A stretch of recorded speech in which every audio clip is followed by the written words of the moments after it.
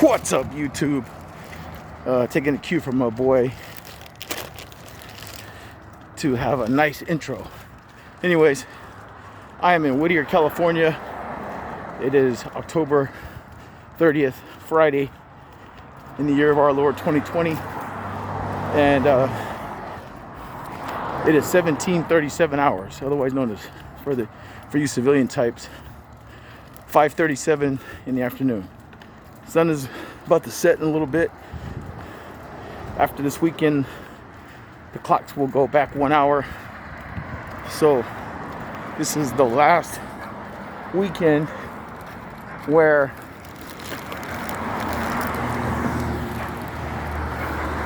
the sun will be out at 5:37 p.m. So fall back, right? Clocks fall back 1 hour. All right, real brief. I am going to start posting some nice videos. This thing's not working. There it goes. I'm going to start posting some nice videos of me DJing, because I upgraded my computer, actually, my laptop. I have a MacBook Pro that I've had for a while, for years, and through my own cause, I fried the motherboard. It's still good. It's still a great computer. I'm not going to get rid of it. It's a MacBook Pro Retina. I purchased it in 2013 for college, for LA Trade Tech. Well, anyways, I got a replacement just like it, same exact one. And that one, so when I first bought the original one, it was,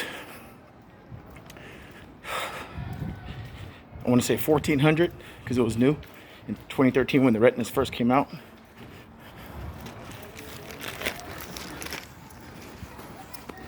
And now they're like new. They're still $12.99 because it's a Retina, and that's just for the 128 gigabyte version. Sorry, boss. But the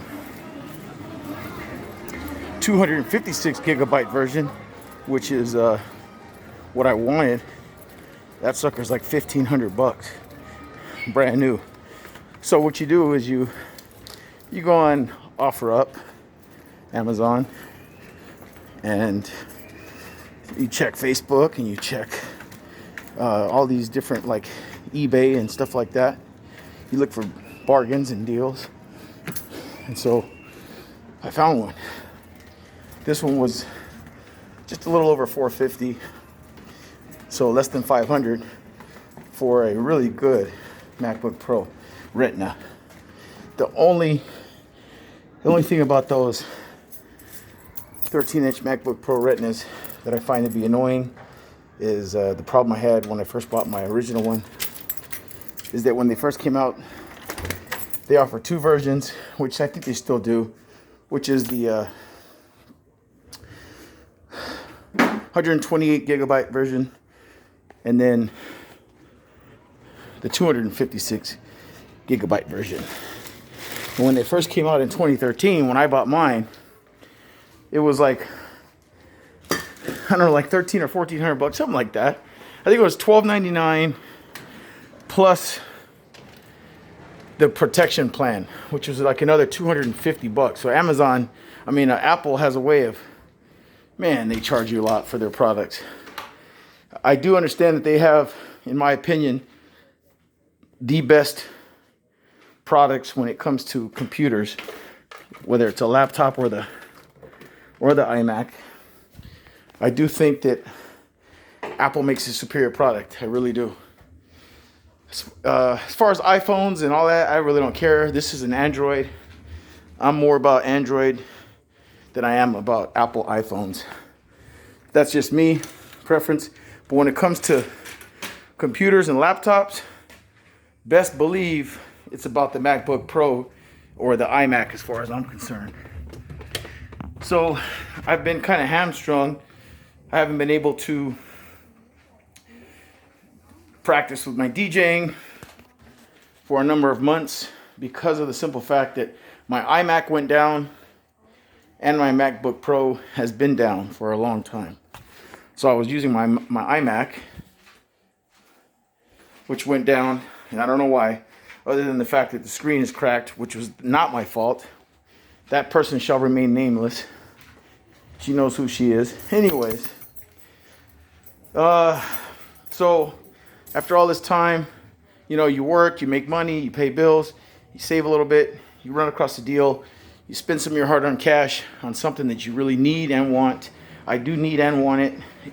It is something I feel like it's a necessity for my DJing, for my mobile DJ business. So I pulled the trigger and got myself a MacBook Pro, which is on its way from Amazon. Like I said, it was just a little bit past $450, less than $500 for a really top quality machine. And I look forward to it coming in. It should be here any day now.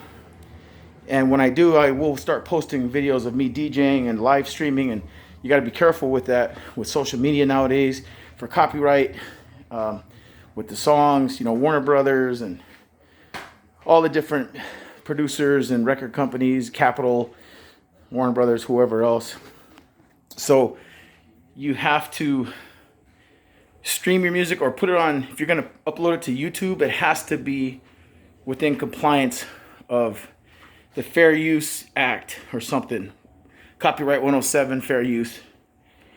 All that being said, I will find out what songs I can play, what songs I cannot play, and I will get down and I will show you what I can do with my Numark NS7 III, which I really like that machine. And I also have a Pioneer DDJ SX2, which I also like that machine as well. I got that one years ago for $1,000, and that Numark is 1,300 new. It's the Numark NS7 III. Top quality machines, both of them. I prefer the Numark because of the moving platters. Old school DJ, like traditional turntablism. That Numark is something else, man. It's just like using a real set of turntables, because they are real turntables. And it does have real vinyl on it, a real piece of 7-inch vinyl.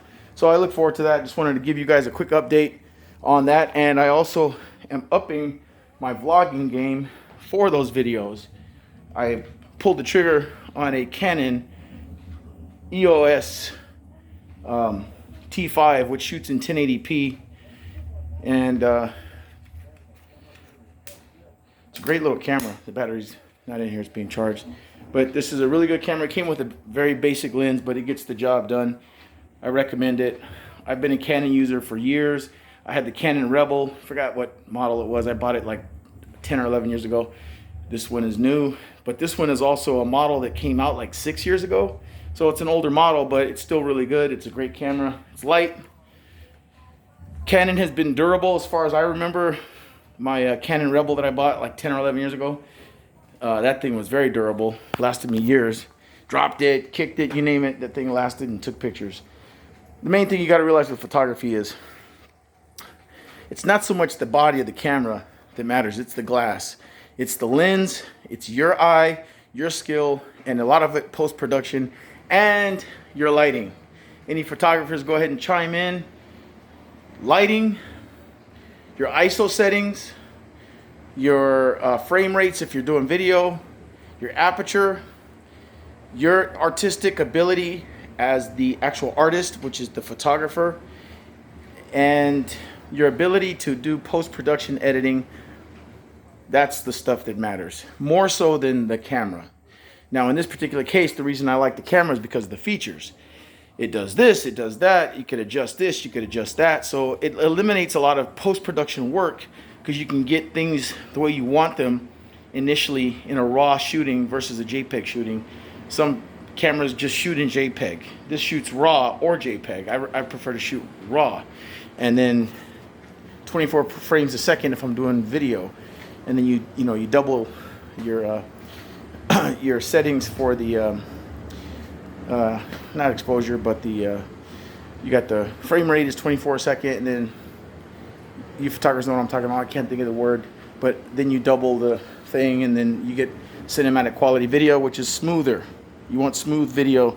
1080p is really good. It's still high def. It still qualifies as high def, even though everything now is 2.7K, 4K, and 8K. 720p and above is still high def. 720p is high def, 1080p is high def, 2.7K is high def, and so forth. So you're still good with post-production. Another thing I wanted to bring up really quickly that's going to up my fitness game when I start doing some more fitness videos. I pulled the trigger on this, and I'm very happy about this. This is the Garmin Fenix 5 X-Ray with a sapphire crystal. Brand new, these bad boys were $700, $699, just like 3 or 4 years ago when they first came out. You can get these now for like $250, $260. If you look, I've seen them for $500, $550, but I'm a bargain hunter, so I got this sucker less than $300. So it's a great watch for fitness. It tracks your heart rate. You can use it to lap your runs, swimming. It has a GPS tracker, so you can go off into the woods and find your way back to your campsite.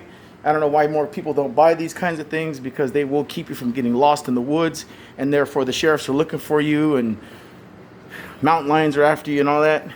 Get yourself a GPS qualified watch. You don't have to worry about that, and learn how to use it. Watch some YouTube videos, read the manual, and practice around your neighborhood, navigating and all that. So the the Fenix 5X Sapphire. It has a sapphire crystal, which is like what Rolexes have. It's very expensive, very scratch resistant, very durable crystal.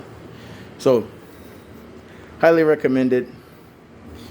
It's kind of a tough guy watch, like a good for triathlons and 5Ks and 10Ks and camping trips and fishing trips and military, Delta Force, Army Rangers, Marine Force Recon, MARSOC, Marine Raiders, Marine Infantry, Marine Artillery, pilots, naval pilots, naval aviators. Get yourself a Garmin Fenix. If you're a naval aviator and you get shot down in enemy territory, you're going to want to navigate to a safe place, right? To friendly lines. Get yourself one of them.